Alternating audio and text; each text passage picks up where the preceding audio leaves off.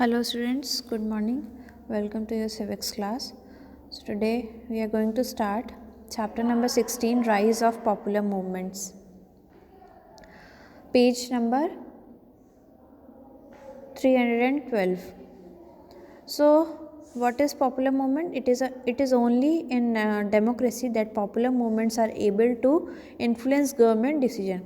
सिर्फ ये डेमोक्रेसी में ही पॉसिबल है कि जो पॉपुलर मूवमेंट्स होते हैं वो गवर्नमेंट के जो डिसीजंस होते हैं उनको इन्फ्लुएंस कर सकते हैं और उनको चेंज करने के लिए भी फोर्स कर सकते हैं.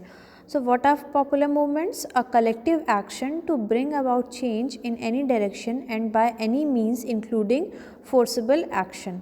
सो पॉपुलर मूवमेंट्स का मतलब क्या हो जाएगा? Collective action. जब कई सारे लोग को एक कलेक्टिव एक्शन लिया जाता है किसी पर्टिकुलर डिसीजन के लिए या पर्टिकुलर किसी चीज़ के ऊपर चेंज लाने के लिए in any direction and by any means. Sometimes a movement is design not to effect a change but to resist a change in social and economic order. और हर बार ऐसा नहीं होता कि जितने भी पॉपुलर मूवमेंट्स होते हैं वो किसी को चेंज करने के लिए ही लिया जाए.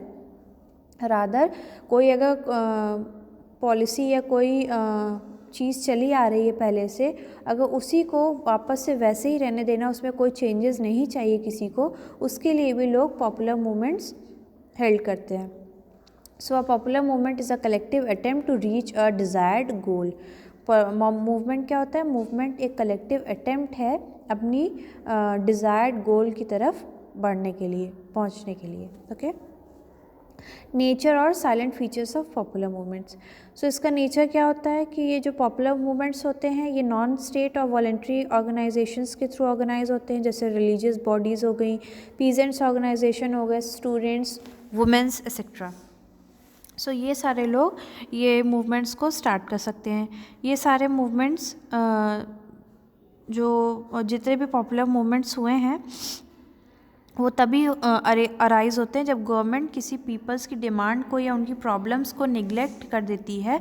तब वो सारे लोग जिनको भी ये प्रॉब्लम फेस कर रहे हैं जो लोग, वो गैदर होते हैं लैंड में और कहीं पे भी वो गैदर करके प्रोटेस्ट करके अपनी डिमांड्स को फुलफ़िल कराने के लिए ट्राई करते हैं. और ये डिमांड्स किसी भी उसमें हो सकती हैं, कोई भी जेंडर के लोग कर सकते हैं, किसी भी कल्चरल एक्टिविटीज़ के लोग कर सकते हैं, कोई भी एथनिक ग्रुप के पर्सन्स ये सारी चीज़ें परफॉर्म कर सकते हैं. The success of the movement requires the mobilization of a large number of people. और किसी भी मूवमेंट की सक्सेस कब हो सकती है? जब उसमें ज़्यादा से ज़्यादा लोग पार्टिसिपेट कर सकें और वो मूवमेंट करेक्ट चीज़ के लिए होना चाहिए. Next is first movement is a Chipko movement. Chipko means आप सबको पता है हगिंग ऑफ ट्रीज़. सो ये कब स्टार्ट हुआ था? इन 1973, जहाँ पे बहुत ही उत्तराखंड में स्टार्ट हुआ था एक विलेज में, जहाँ पे बहुत हाई अमाउंट में, लार्ज अमाउंट में फॉरेस्ट को कट किया जा रहा था. वहाँ के लोगों का कहना था फॉरेस्ट उनकी मदर की तरह है, ट्रीज़ उनकी मदर की तरह है, तो उसको कट डाउन नहीं करना चाहिए. सो ये 1973 में स्टार्ट हुआ था अंडर द लीडरशिप ऑफ सुंदर लाल बहुगुणा. और इसके बाद ये 120 डेज़ तक ये मूवमेंट चला था. और इससे क्या हुआ था, जितने भी नेचर को जो हार्मफुल इफ़ेक्ट्स हो रहे थे या ट्रीज़ को जो इतना ज़्यादा कटिंग हो रही थी ट्रीज़ की, उसको भी कहीं पे गवर्नमेंट ने रोक लगाने के लिए, फिर स्टॉप करने के लिए कई सारे एक्शंस लिए थे. The message and the various aspect of the Chipko movement. इससे क्या मैसेज सबको मिला? It was an environmental movement. Chipko movement एक इन्वायरमेंटल मूवमेंट था.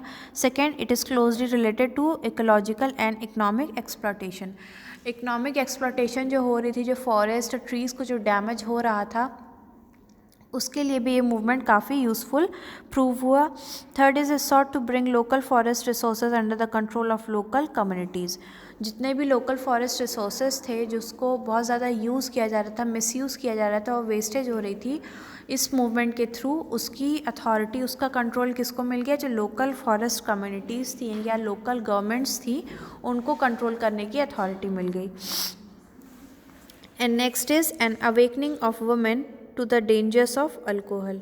इसके बाद अल्कोहल के लिए भी वुमेंस के अंदर एक अवेकनिंग आई कि अल्कोहल भी, लिकर भी मेंस के लिए बहुत हार्मफुल है, और even women's they are harmful. The forest contractors supply liquor to men. It became easier for them to exploit those who were addicted to alcoholic drinks. Thus, not to only ecology but the villagers' very survivor, their domestic peace and culture were at stake. So, वो अपनी सिर्फ forest area को बचाने के लिए नहीं, अपनी लोगों को बचाने के लिए भी, कि वो किसी भी अल्कोहल या जितनी भी इस टाइप की चीज़ें होती हैं उससे ह्यूमन को कोई भी ज़्यादा डैमेज ना होने पाए. सो अल्कोहल के लिए भी एक मूवमेंट स्टार्ट हुआ था. Then what is the impact of Chipko movement? Government ने इसके लिए कम्युनिटी डिसाइड की जो पीपल्स की डिमांड को सुन सके. चिपको मूवमेंट से क्या हुआ, जितने भी डिफरेंट फॉरेस्ट थे जो जहाँ जहाँ पे प्रोटेस्ट हो रहा था वहाँ पे ज़्यादा से ज़्यादा ट्री लगाने के लिए गवर्नमेंट ने एक्शंस लेना स्टार्ट कर दिया, और जो इलीगल वे से जो फॉरेस्ट की कटिंग हो रही थी उसको भी कहीं ना कहीं गवर्नमेंट ने बैन कर दिया. Next is party based movement. तो जितने भी पॉपुलर मूवमेंट्स होते हैं वो टू टाइप्स में, टू कैटेगरीज में डिवाइडेड होते हैं. First is political movement and second is social movement. So political based movement किसके अंडर में आ जाएगा, सॉरी पार्टी बेस्ड मूवमेंट किसके अंडर आएगा, पॉलिटिकल मूवमेंट के. इसमें सबसे पहले तेलंगाना मूवमेंट स्टार्ट हुआ था. एनाम peasants movement in Telangana began in 1946. It was led by the communist. So Telangana में ये जो मूवमेंट स्टार्ट हुआ था ये कब स्टार्ट हुआ था, 1946 में, और कम्युनिस्ट पार्टी के थ्रू स्टार्ट हुआ था. Next is Naxalite movement. Naxalbari is a place in the Darjeeling district of West Bengal. Naxalbari एक place है दार्जिलिंग में in the district of West Bengal. It was started in 1967. The Naxalite movement represents revolutionary aspiration of the Communist Party of India, Marxist. Okay, the communist in the Naxalbari region forcibly occupied lands belonging to the rich zamindars called jotedars. So Naxalbari movement क्यों start हुआ था, वहाँ के जो naxalite groups थे उन्होंने force के through जो लैंड्स थी रिच ज़मींदार की उसको ऑक्यूपाई कर लिया था. That is why Naxalite movement started in West Bengal in Darjeeling.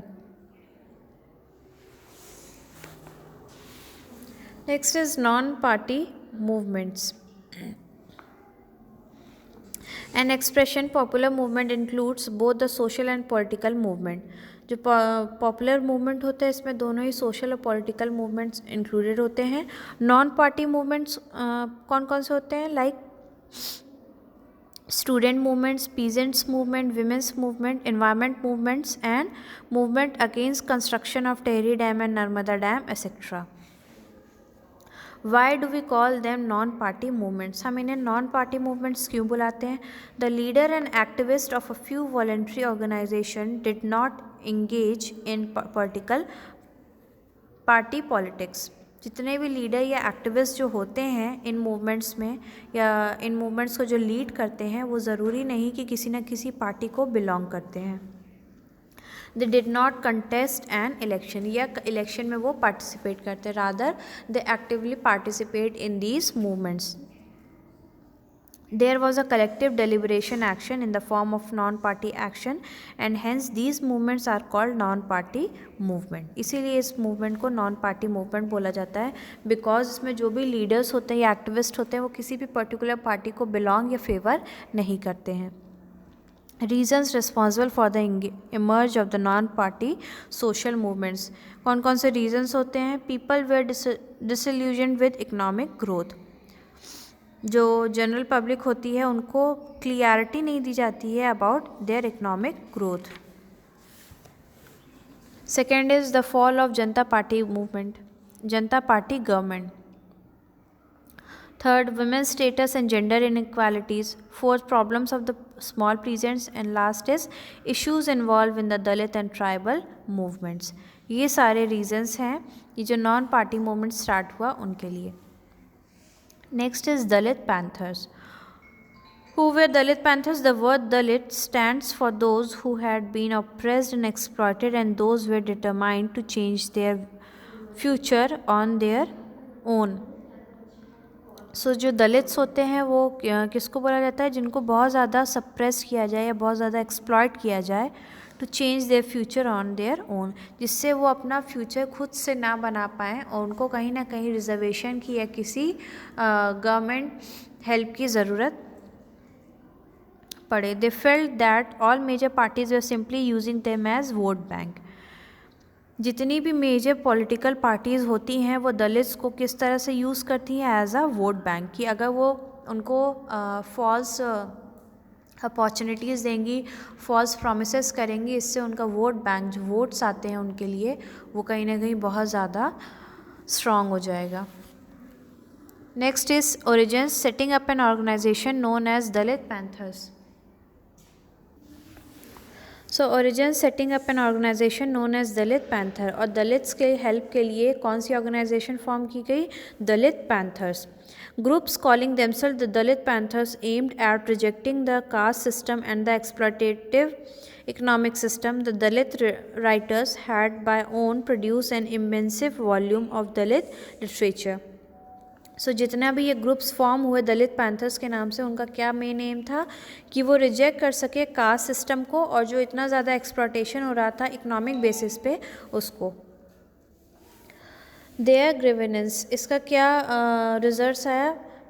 Legal mechanism were inadequate, no upward mobility, the Dalit women's are often physically abused, being use as vote bank.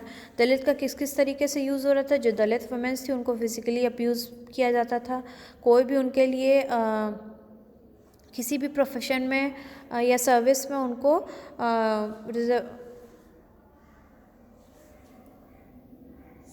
जितने भी रिजर्वेशंस होते थे उनके लिए, उनको सारी पोस्ट को फुल नहीं किया जाता था या उनको प्रमोशन नहीं दिया जाता था. और ज़्यादा से ज़्यादा दलित्स का किस लिए यूज़ होता था? वोट बैंक के लिए. कि ज़्यादा उनको अगर फॉल्स प्रोमिसेस दिए जाएंगे तो वो उन्हीं के लिए, उसी पार्टी के लिए या उस पार्टी के मेंबर के लिए वोट करेंगे. या जिन भी जगह पे जॉब्स में या सर्विसेज में अगर उनके लिए रिजर्वेशन है तो वो सीट्स उनको ना दे करके किसी अदर को दे दी जाती थी. Issues raised by the Dalit Panthers and some of their activist. कौन कौन से इश्यूज़ थे जो दलित पैंथर्स ने रेज किए थे? Social struggle to develop rationalism, rejection in fetishism and सुपरविज्म, rejection in 4 varnas and the caste system. ये जितनी भी चीज़ें थी उसको ख़त्म करने के लिए बोला गया था. एक दलित लिटरेचर है जो कि अम्बेडकर्स क्राइटेरिया के अकॉर्डिंग है. इसमें ये 4-5 चीज़ें दी गई थी. मेजर कौन कौन से इश्यूज़ थे? Land to the poor peasants and landless labour. उनको लैंड मिलनी चाहिए जितने भी पुअर पीजेंट्स हैं या लैंडलेस लेबर हैं. Engaging themselves in organising the poor peasantly landless labourers, workers, factories and other wage earner. A fight against all kind of social, political and economic exploitation and aristocracy, and struggle against the caste system and the dominant forces. So जो दलित panthers थे या activist थे, उन्होंने कौन कौन सी चीज़ें race की कि ये सारे अगेंस्ट, इन सारे के अगेंस्ट में हमें कहीं ना कहीं फाइट करना होगा in favour of Dalits. Next is भारतीय किसान यूनियन. ये भारतीय किसान यूनियन क्या था? ये जो फार्मर्स थे, जो पीजेंट्स थे, उनके फेवर के लिए ये भारतीय किसान यूनियन की फॉर्मेशन हुई. ये कब हुई थी? 1970s. द किसान ऑर्गेनाइजेशन ये फॉर्म हुई. देयर ग्रोथ, इनकी ग्रोथ कब स्टार्ट हुई? Through green revolution in 1960s. जब ग्रीन रेवोल्यूशन स्टार्ट हुआ उसके बाद किसान ऑर्गेनाइजेशन की ग्रोथ धीरे धीरे और बढ़ने लगी, इंक्रीज होने लगी. देन इनकी कुछ डिमांड्स थी. The main demands and issues raised by the भारतीय किसान यूनियन. इनकी क्या डिमांड्स थी? कि इनको चीप क्रेडिट मिलना चाहिए, इनको फैसिलिटीज़ मिलनी चाहिए, इनकी जो इलेक्ट्रिसिटी रेट्स हैं या जो इलेक्ट्रिसिटी बिल आता है वो कम होना चाहिए, क्योंकि ये लोग जो टर्बाइंस एंड ट्यूबवेल्स वगैरह यूज़ करते हैं उसके लिए. और जो इनके लिए inter state movement on agricultural commodities है, जो यहाँ से एक जगह से दूसरी जगह जो इनकी एग्रीकल्चरल कमोडिटीज़ जाती हैं, जो उसके ऊपर टैक्सेस लगते हैं, उसको भी ख़त्म किया जाना चाहिए. तो ये सारे इश्यूज़ थे that were raised by the भारतीय Kisan union. And characteristics of a new farmers movement in India. Characteristics, जो न्यू फार्मर मूवमेंट स्टार्ट हुआ इंडिया में, उसकी क्या कैरेक्टरिस्टिक्स है that were given below. Read this, and if you have any problem then ask. Next is National Fish Workers Forum, NFF. Next is National Fish Workers Forum, NFF. Millions of families are engaged in the occupation of fishing in India, but because of mechanized production trawlers, ships were being used as fish sea water. They drag a white net behind a ship in order to catch fishes. As a result, local fishermen were afraid of losing their livelihood. So इनको क्या difficulty face करनी पड़ी थी जो भी लोग fisheries में involve हैं. लार्ज मिलियन ऑफ फैमिलीज़ जो है इंडिया में फ़िशिंग पे डिपेंड करती हैं. उनका लाइवलीहुड और ऑक्यूपेशन फ़िशिंग पे डिपेंड होता है. बट जब मैकेनाइज शिप्स आ गई तो वो अपनी शिप्स के पीछे एक बहुत ही बड़ा ट्रैप, एक जाल जो है, नेट जो है, वो लगा के रखते थे, जिसकी वजह से फ़िश वो लोग ज़्यादा कैच कर लेते थे. सो जो लोकल फ़िशरमैन थे उनको कोई भी फ़िश नहीं मिल पाती थी, जिसकी वजह से उनको कहीं ना कहीं अफ्रेड होने लगे. उनको ये डर हो गया कि वो इसके बाद अपनी लाइवलीहुड या ऑक्यूपेशन कैसे अर्न कर पाएंगे. So for their support, for their help, their principal livelihood was in the sea. Throughout in 90s and 80s, the fishermen struggled to save their livelihood. Many NGOs and environmentalists gave moral and material support to them. इसके बाद बहुत सारे NGOs और environmentalists इनके support में आए थे. And after this, fish workers came together to establish a national body called National Fish Workers Forum, NFF, to protect their livelihood. और इसके बाद जो फिशरमैन्स थे वो एक साथ आकर के कौन सी ऑर्गेनाइजेशन फॉर्म की उन्होंने? National Fish Workers Forum, NFF. After this national arrack और एंटी अल्कोहल मूवमेंट. इसके बाद anti arrack and anti alcohol movement start हुआ. Throughout 1970s and 80s, Haryana, Tamil Nadu, Himachal Pradesh and Maharashtra witnessed many movements against alcohol. So इन सारी cities में in 1970s and 80s anti alcohol movement भी start हुआ against alcohol. Origin of anti अरैक movement in Andhra Pradesh. सबसे पहले ये anti अरैक movement कहाँ पे start हुआ? आंध्र प्रदेश में. और विमेंस ने भी इसमें बहुत ज़्यादा पार्टिसिपेट किया, एक्टिवली पार्टिसिपेट किया. And they started protect, because उनको अपनी फैमिलीज़ को सेव करना था. बिकॉज जो सप्लायर्स थे, कॉन्ट्रैक्टर्स थे, इन चिपको मूवमेंट जब स्टार्ट हुआ था तो वो मेंस को लिकर सप्लाई करते थे. और विमेंस किसको सेव करी थी उस टाइम पे? ट्रीज़ को. सो जो वहाँ के चिपको मूवमेंट के टाइम में जो कॉन्ट्रैक्टर्स थे, जो ट्रीज़ वगैरह कट कर रहे थे, वो लालच देते थे मेंस को कि वो अपनी घर की फीमेल्स को रोक सकें कि चिपको मूवमेंट ना वो लोग कर पाएँ, जिसकी वजह से वो उनको लिकर सप्लाई करते थे. सो मेंस कहीं ना कहीं एडिक्ट हो रहे थे लिकर के, जिसके अगेंस्ट में विमेंस ने ये मूवमेंट स्टार्ट किया था. चिपको मूवमेंट के बाद में ही ये एंटी अल्कोहल मूवमेंट और एंटी अरैक मूवमेंट स्टार्ट हुआ था. The anti-Iraq movement drew our attention to the following issues. Anti-Iraq movement ने कुछ issues के ऊपर अटेंशन सीख किया था. कौन कौन से थे? अल्कोहलिज्म की वजह से डोमेस्टिक वायलेंस बहुत ज़्यादा बढ़ रहा था. बहुत ज़्यादा लिकर की वजह से मेंस की जो हेल्थ थी वो कहीं ना कहीं बहुत ज़्यादा डाउन हो रही थी.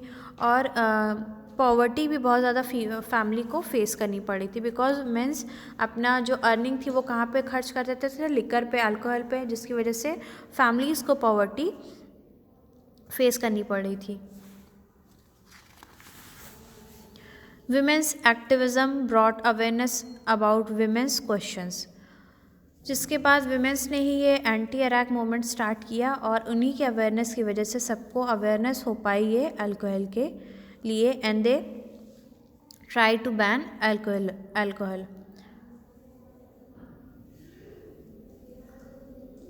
इसको आप एंटी अरैक मूवमेंट बहुत अच्छे से पढ़िएगा, it is very important for your examination point of view. Next is Narmada Bachao आंदोलन।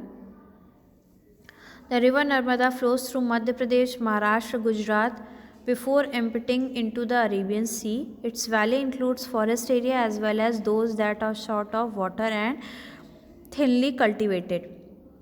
सो नर्मदा बचाओ आंदोलन क्यों स्टार्ट हुआ था? क्योंकि वहाँ पे एक डैम बनने जा रहा था जिसकी वजह से वहाँ की जो लोकल सराउंडिंग थी उनको बहुत ज़्यादा डैमेज फेस करना पड़ता।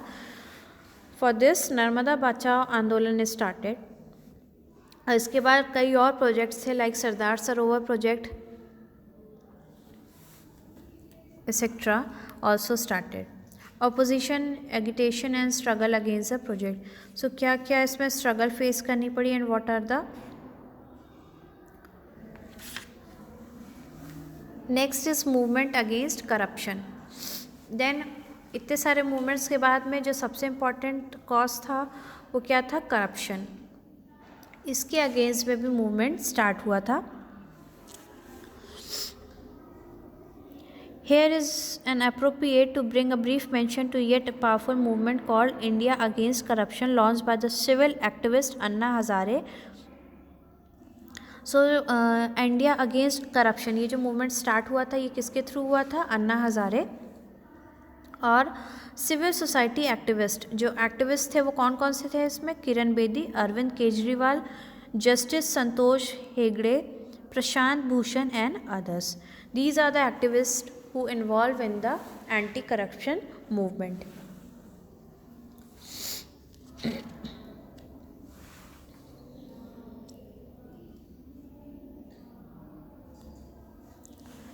Next is movement for right to information. Movement for right to information क्या था?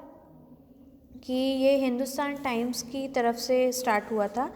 Take a look at the few facts published in Hindustan Times on 10th October 2006. इसमें क्या था कि एक 70 years old women को अपने सन की जो कि डेथ हो गई थी उसकी, जो पुलिस कांस्टेबल था इन अ रोड एक्सीडेंट अबाउट 5 years अगो, उनको उनकी पेंशन के लिए जो भी प्रॉब्लम्स फेस करनी पड़ी थी तो उसके लिए ये movement for right to information निकाला गया, स्टार्ट हुआ कि जिससे वो अपने इस बारे में पूरी कंप्लीट इन्फॉर्मेशन गवर्नमेंट से ले सकती है। These facts relate the success stories of the Right to Information Act in 2005. ये कब स्टार्ट हुआ था? 2005 में। Although free flow of information still a distant dream in India, the act extend to the whole of India except the state of Jammu and Kashmir. ये right to information act जो 2005 में start हुआ था ये अभी भी बहुत ज़्यादा फ्री फ्लो में नहीं आ पाया है इंडिया में, और ये सब जगह इस्टेब्लिश है, सब जगह अप्लाई किया गया है except Jammu and Kashmir. The origin of the movement, ये मूवमेंट कब स्टार्ट हुआ था? मजदूर किसान शक्ति संगठन MKSS इन 1990 में स्टार्ट हुआ था ये मूवमेंट, और उसके बाद से ये धीरे धीरे इसको और ज़्यादा सक्सेस मिलती गई। So now we have completed the chapter at a glance में आप देखेंगे पॉपुलर मूवमेंट क्या है, चिपको मूवमेंट क्या है, party based movement, non party based movement, Dalit Panther, Dalit literature, Bharatiya Kisan Union, National Fish Workers Forum, anti arrack और anti alcohol movement, Narmada Bachao Andolan, movement against corruption, movement are an integral part of domestic process and movement for right to information. ये सारे movements के बारे में आपको brief में दिया गया है, आप इसको पढ़िए and if you have any doubt then ask me, and इसके सारे क्वेश्चन एंड आंसर इसको आपको कंप्लीट करने हैं। पेज नंबर 331 पे question number 7, why does the Narmada Bachao Andolan oppose the dam project in the Narmada valley. इसको आप टिक कर लीजिएगा इंपॉर्टेंट में। And second question is anti arrack movement, जो एंटी अल्कोहल मूवमेंट था इसको कंप्लीट आप अच्छे से पढ़ लीजिएगा। Okay, and in our next class we will start the new chapter.